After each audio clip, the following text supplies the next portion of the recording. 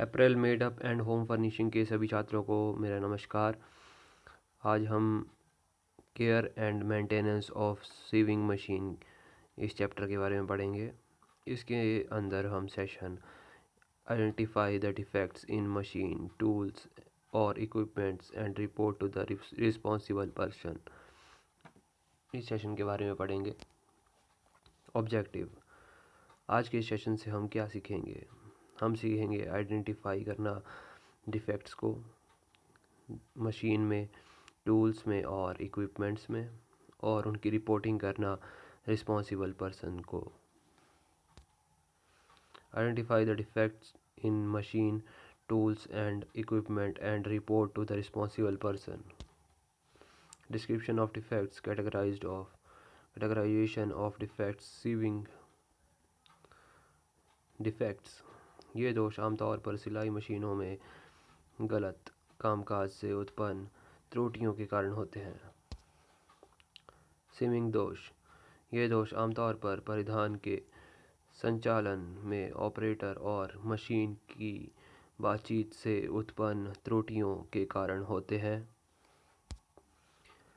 Placement दोष, placement defects, ये दोष आमतौर पर सिलाई कक्ष में इन संचालन और कटाई के साथ साथ मार्केटिंग और कटिंग के उत्पन्न होने वाली त्रुटियों के कारण होते हैं, या इन श्रेणीबद्धताओं के संयोजन के कारण।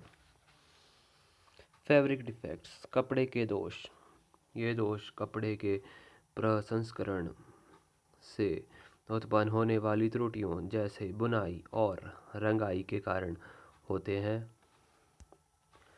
एम्ब्रॉयडरी दोष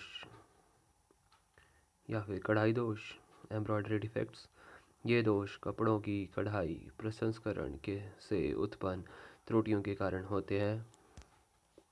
steps of reporting to the relevant person, विभिन्न विभागों में पेश किए गए प्रारूप अवलोकन को अंजाम देते हैं और उन दोषों का पता लगाते हैं जिनमें हमने अलग अलग स्वरूपों में पेश किया है।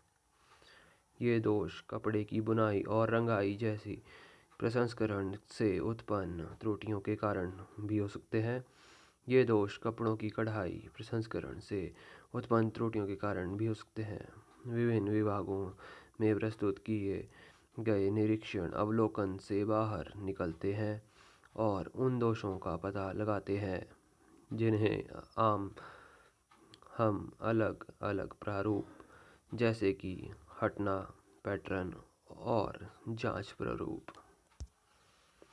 लेखा परीक्षा प्रारूप काटना, कटिंग पैटर्न और चेक फॉर्मेट, इन लाइन निरीक्षण, लाइन निरीक्षण प्रारूप, सिलाई अंत पंक्ति निरीक्षण और प्रभाव विश्लेषण प्रारूप, सिलाई के कारण और प्रच्छादन प्रारूप आदि, सिलाई में फिनिशिंग डिफेंस श्रेणी बार DHU,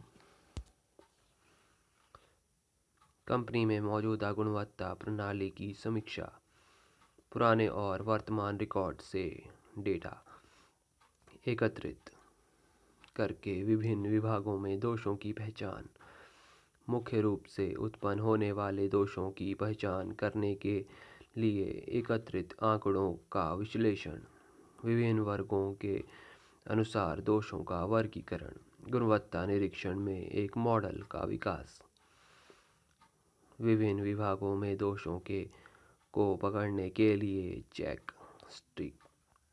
स्टिक्स या सिस्टम कार्यान्वयन, गुणवत्ता की समस्याओं का विश्लेषण और हल करने के लिए गुणवत्ता की अवधारणाओं पर प्रशिक्षण, एकत्रित डेटा का उपयोग, क्यू और प्रभाव की पहचान करने वाले प्रारूप में भरने पर क्वालिटी कंट्रोल पर्यवेक्षकों और चेकर्स की तरह प्रशिक्षण का खुलासा, विभिन्न विभाग में लागू चेक शीट में दोषों का विश्लेषण, अन्य लाइनों में के लिए इनलाइन निरीक्षण के सुधार के लिए सुझाव तैयार करना, सुधार की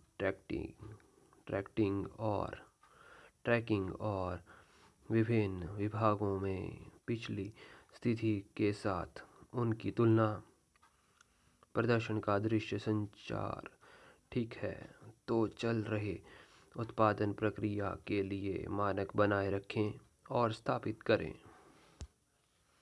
ओवरव्यू। इस पार्ट में हमने क्या क्या सीखा?